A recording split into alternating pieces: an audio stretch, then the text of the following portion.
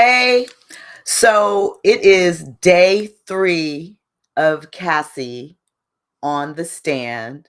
We are finally done with the prosecution presenting their case via Cassie. We know she is the star witness. And now we are getting into the defense. And before they got started today, oh, by the way, if you're new to my channel, I'm Jill Munroe. I am an entertainment journalist here in Los Angeles. I am also on the radio Monday through Friday, KBLA Talk 1580 at 6 p.m. So let's get into these details. All right. So the cross-examination of Cassie went down today.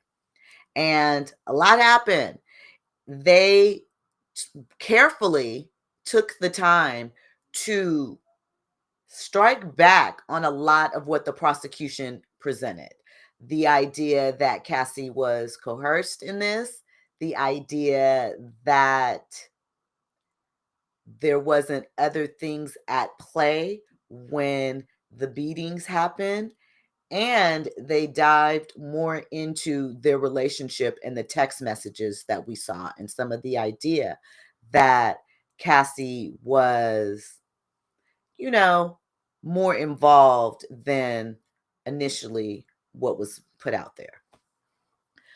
So, baby, let's first get into the situation with the judge. There was a ruling because the prosecution did not want all of the text messages and emails to be brought in. And they also wanted to ensure that the defense didn't take an extended amount of time keeping Cassie on the stand. Cassie has a hard out at the end of this week. They wanted to make sure that the defense brought their case to a close in a timely manner. And the judge kind of agreed. So, long story short, they opened up those text messages. So, for example, if you had a text message exchange in your phone and I took a portion of those texts from 5 to 7 p.m., the conversation might look a little different if you took the text messages where we started the conversation at noon. So, what they did was they talked about these text messages, the idea that Cassie mentioned Diddy didn't care about how she felt. On one occasion, this is all via text. Some of it was shown on screen. Some of it, they did not make her read it out loud, right? So it was a day that I know a lot of people feel like it's really a slam dunk from what the prosecution presented, but the defense built the case really well today. So with these text messages, one of them, Cassie talked about yesterday that she was feeling sick after the freak offs and her recovery process and hydration and how Diddy didn't seem to care. They presented text messages where she texted him saying, I'm sick. And he was like, oh, I hope you feel better, whatever, whatever. So that's check one. They're debunking that. The defense also spent a great deal of time making it look like Cassie was kind of hot in them streets and looking to kind of move around, shall we say. So they brought up the fact that she dated Ryan Leslie first. They brought up the 10-year age difference. Cassie alluded to the fact that this wasn't a relationship that was too serious. But the defense countered with, it was a 3-year relationship. So what are you saying? They also had questions about how she lived in Manhattan in a Manhattan apartment with no foreseeable job. They got into that. They got into the fact that Cassie basically cheated on Ryan Leslie with Diddy, how they created the fake flyer for a party in Miami so she could go and spend time with Diddy. They also talked about these text messages. And a lot of what the defense is kind of breaking down and saying is that basically Cassie was the one who initiated a lot of the freak off conversation. She would send him texts like, I'm so bored. I'm so horny. What's up? I want to see you. I can't wait to screw. There were messages with her saying, I can't wait to have big black D in me. And I want to garble it and swallow it and a whole 9.5 on that. I mean, all of that. She was sending messages like that to him. When the thing was brought up about, we know the event that happened at the Intercontinental Hotel here in Century City in LA. And they brought up the days before that. And Diddy was actually kind of trying to chill. And he was like, you got your premiere coming up. He was being supportive. Some might say controlling, but he was going to the events. He told her in text messages. Now, remember, she said that he beat her up because she wanted to leave the freak off and that she didn't really want to do the freak off. She was trying to make him happy. And so she was just trying to get it out the way. But the text messages show that he was actually like, we can chill. There were moments when in the text messages, she was like, I want to see you. Like, really, their only communication seemed to be about the freak offs. And a lot of times she would send the text requesting them, putting it out there, saying that she wanted this to happen and that to happen. How they ended up with her watching him with two girls is because she sent him a text and said, I don't know, I'm having fantasies about girls lately. And, his response was really, so then they set it up a couple of times where she watched him have with a woman and she was in the corner playing with her controller like she was controlling, the Nintendo or whatever, right? So the roles were reversed in that. They did a lot of role play. And the way that the defense kind of laid this out was that, Cassie jumped from Ryan to a bigger fish with Diddy. And when she realized her relationship with Diddy was never going to be what she thought it wanted to be, what she thought it was going to be, meaning his number one, his main girl, that she started doing other things because they also built the case that they were both drug addicts and that a lot of the times the beatings, the abuse came when they were withdrawing from the drugs. They asked, how often was Diddy high? It was brought out that in 2012, Diddy had an overdose at the Playboy Mansion. So, I mean, there were a lot of things that were uncovered today that opened up the narrative of their relationship. Remember, whoever is speaking at the moment is who controls the narrative, but this is giving more shape to what went down with them. So they also brought up the fact of her dating Michael B. Jordan and Kid Cudi. So here is why, I mean, I don't know if you consider this an explanation, but here's at least more context about why Diddy reacted the way that he did because of her messing with the two of them. With Kid Cudi, he put them together to work together on music. She got in the studio and I guess she was upset because there's also an email that they brought into play that they read where basically she was saying to him like, hey, I wouldn't mind the freak offs if I was your girl, but I feel like I'm a side chick.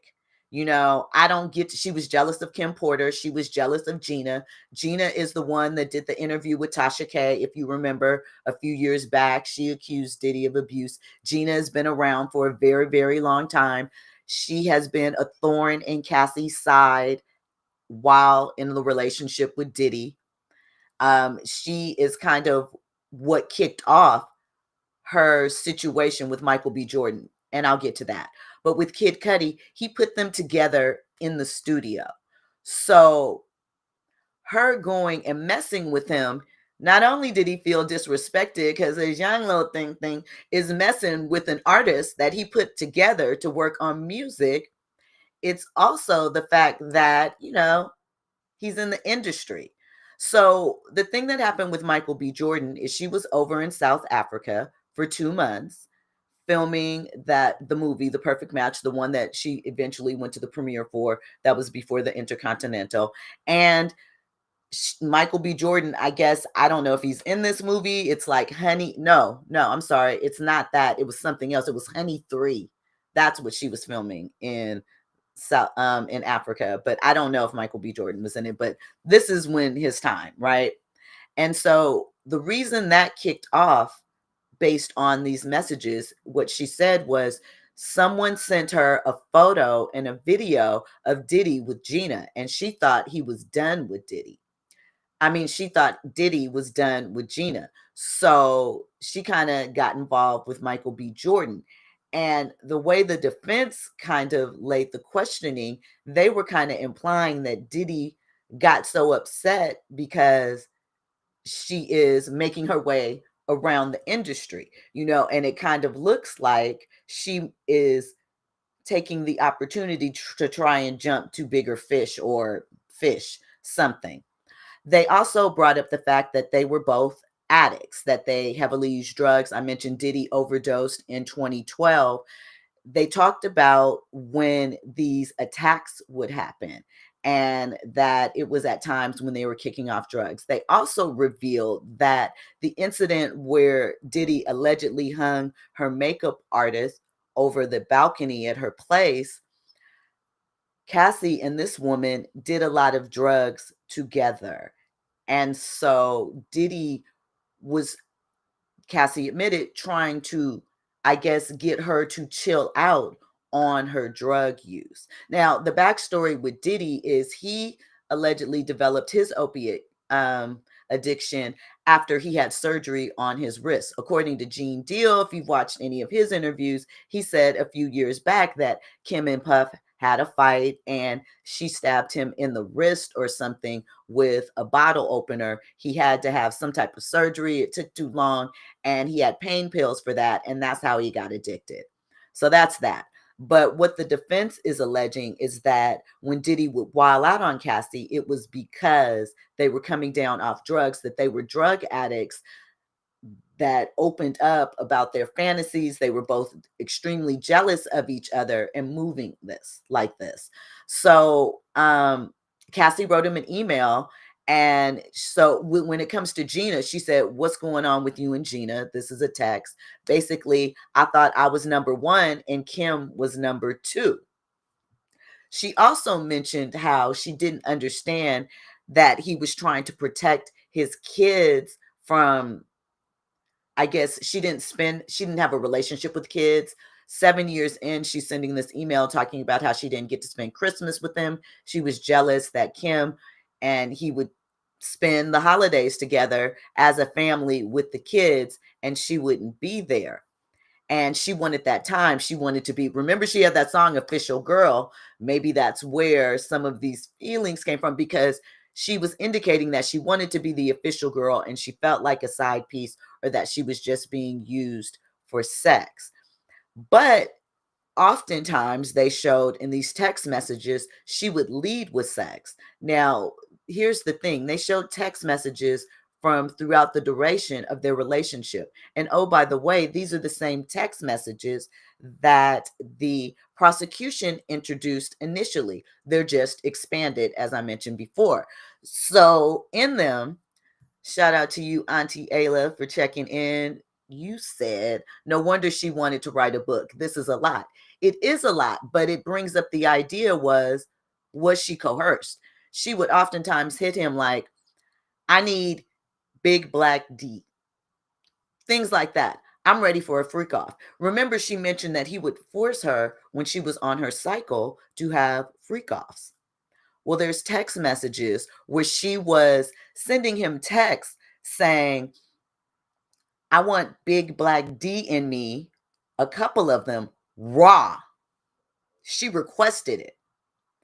She requested in some of these texts to be choked. And I understand consent. Just because you say it once doesn't mean that you say it time and time again. And I also understand that she said she felt like this was the only time that she could spend together. There wasn't much conversation that they presented in these texts, but she did say that he was very supportive of her in moments, and that he was inspirational, charming, a bigger than life personality. And, they kind of had her singing his praises as to the type of person he was. So this I thought was interesting. They said, well, who knew about the freak offs and what you guys were doing? Did you tell anyone? And she was like, nope. Didn't tell anybody, not family, not friends, didn't say a word. She said, well, did he tell his assistant? Did they know? She was like, no, this was our private thing, privacy. He didn't want anyone to know. What that kind of is tapping on is the idea of this RICO charge in a criminal enterprise. Remember, yesterday it was presented that he had the assistants booking stuff, going out to get lube, setting the room and stuff. But she said that they both didn't tell anybody. Now, we don't know if he did or if he didn't, but she's saying that they were both interested in keeping this side private. This was kind of what they connected on, the situation. So continuing on, I mentioned that she said in the email that she didn't mind the freak offs if she could be his official girl. These are things I only want to show my husband. I want to show this side of him. Now, the situation with her friend that she was friends with for like 17 years and they stopped being friends behind this. Well, remember in the prosecution, they said that Cassie and the woman were doing drugs and that Diddy busted in and hit the woman in the head with a wooden hanger. Well, today the defense got her caught up and she said that she wasn't actually in the room to see when he hit her, but she did hear it. So that's kind of different from what she initially said. The other thing that came out in this is that her friend sued her behind this and she had to pay her friend some money. And that's the last time that they spoke.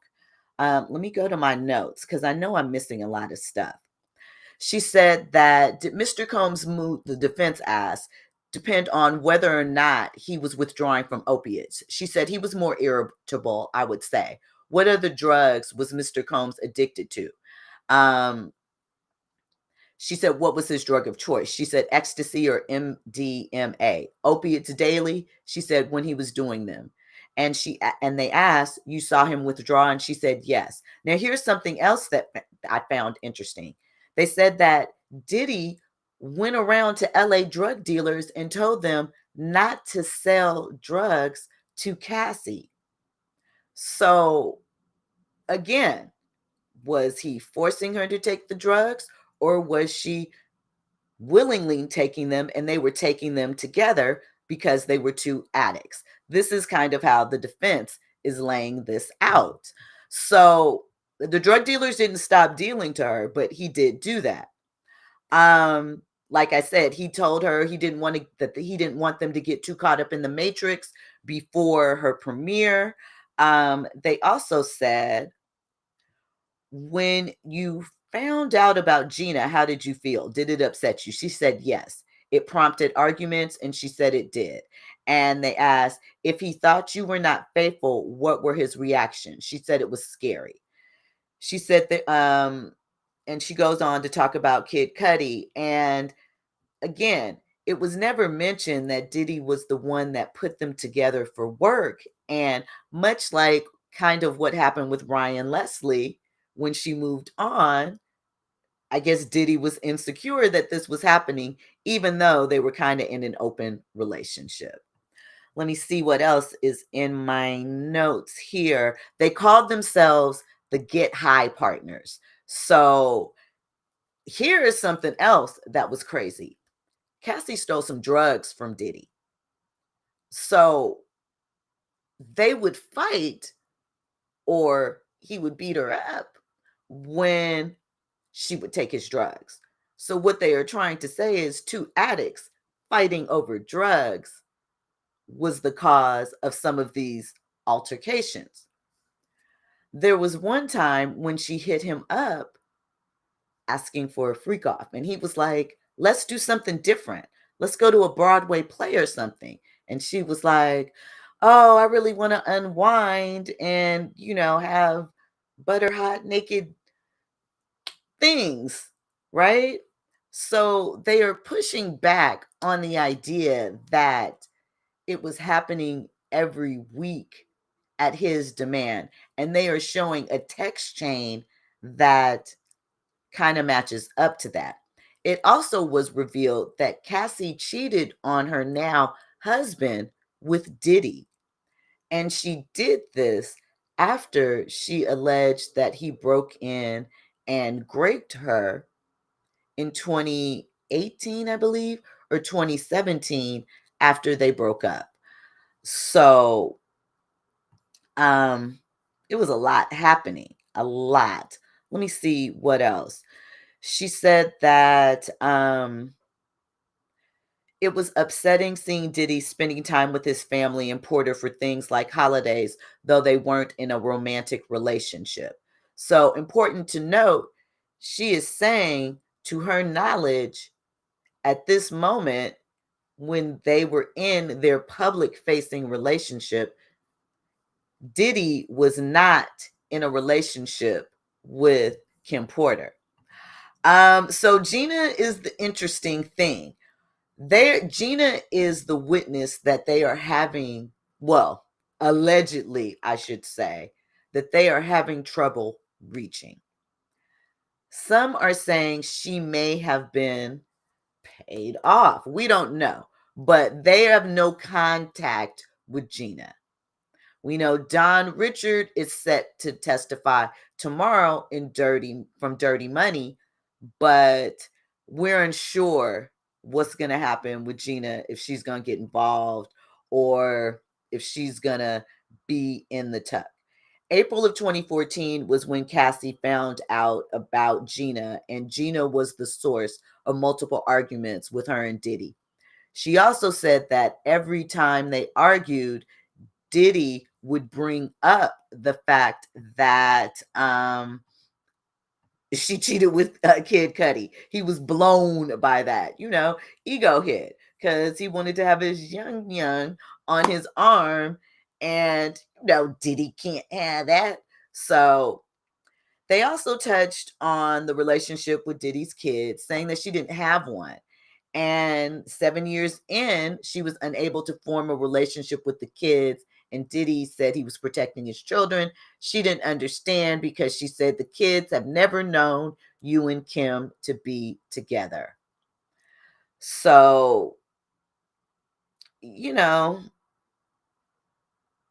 this is what she said in the email. I was scanning to try and find it. I've been at the edge of tears this whole week. I don't think that you sympathize with my feelings. I understand you feel like you need to protect your children, but after a while, it's like, for what? They've never known you and Kim to be together, unless there's something that I just don't know about. They were babies when we started dating. So, again, they are setting the stage that Cassie was jealous, that when she said in the text messages she was okay with the freak offs if she was his girlfriend. I don't know. It's a lot. Again, whoever is in control of the voice of the day is helping to shape the narrative. But they did do, in my opinion, from what I've read from some of the various people that were in the courtroom giving their takes, sounds to me like the defense had a win today. And they were trying to establish, one, that Cassie is, kind of looked for men to take the next higher leap. Two, they gave some sort of explanation or backstory into the jealousy behind Kid Cudi and, I guess, the antics and Michael B. Jordan, because, but that could play into, at the same time, I guess, criminal organization. I don't know. There's a lot of blurred lines here. And so we'll have to see what else happens tomorrow. She did say, what else did she say? I had all my notes here. It is important to note too that she mentioned blocking him while she was in South Africa because he was out with Gina. So she wasn't scared to do. This is one of the things I question. She says that she was fearful for her life, fearful what Diddy would do to these men. if he found out, but that didn't stop her from testing the waters. Not saying that she shouldn't have. I'm just confused, right? I don't know. They tried to paint her as, they kind of wanted to bring in her relationship with Ryan Leslie and some of the things and activities that might have been going on. Um, but the judge wouldn't really let them. They, were trying to bring in the emails, the text messages. It was a lot of the stuff. The judge basically was like, summarize this and get to it, right? The judge was upset with them as well because he wanted them to move it along because again, we see that Cassie is very, very pregnant. I'm sure that all of this is extremely stressful. Oh, it should be noted, right? So the thing with Alex Fine is Alex was never Diddy's trainer. He was hired to be Cassie's trainer. So him being upset is because, ego, once again, he paid money and she got involved with this man. Some of the things that were shown on the screen, because again, they didn't make Cassie read these text messages out loud. They did show them on the screen. If people were in the courtroom, they could see them. If they were just listening, like they didn't make it inside the court and they just were listening in the overflow room, they wouldn't have gotten to see the text messages and they weren't read out loud. So, I say that to say that they said that the messages were really, really explicit and that her husband at some points turned like very, very red. So we know that he knows what happened to Cassie, but has he heard this version of it? Is he getting more upset? I don't know. But they really tried to paint it as Diddy was just as messed up on drugs, that at a certain point, he was the one trying to relent Cassie and pull her back off of the drugs, stepping in, but they were addicts, and that when they would come down, they would crash out. Um, will it work? I don't know. There's still more cross-examination to go, and Don Richard could take the stand tomorrow. And we'll see what she has to say and how she will once again tie in, I would assume, the Rico portion, because obviously, Cassie is their star witness, but there are other things that they have to tie together. It sounds like, though, the defense did their job today in causing some chinks in the story, causing some questions, causing some things to ask. So Auntie Ayla says she was hella young when Ryan Leslie was around. I imagine Diddy did some crazy love bombing to win her over. I wonder if the prosecution will dig into that. Well, they did. I mean, we know from her initial civil suit, she talked about how, he whisked her away to Miami. He got all the celebrities to her 21st birthday party, Britney Spears and some others. So, you know, they were texting each other. I think he texted her saying, I'm so happy you came to visit me. No, one of them texted the other saying that they were so happy somebody was coming to Atlanta to see them. And, it meant so much. And she talked about how being with him made her a better woman and these things.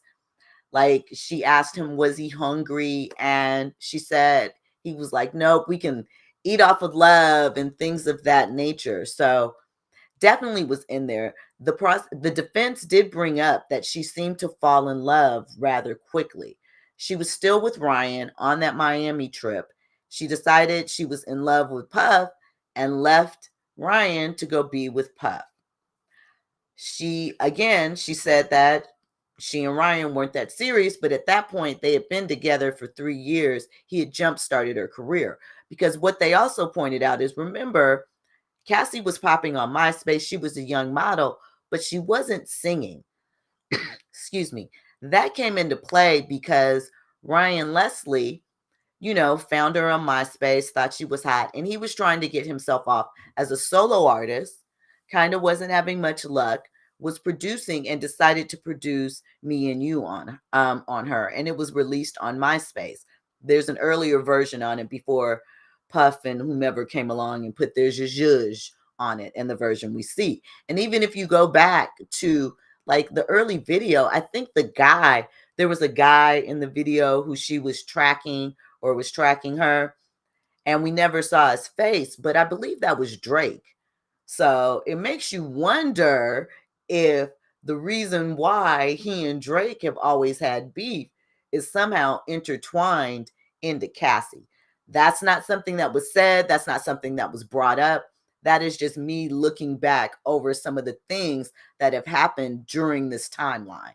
So, but yeah, basically they were trying to imply that Puff was on drugs. He was drugged out when he would attack her, that she stole drugs from him at one point. They were fighting over drugs, and that's what was going on. So that is what happened today on Cross.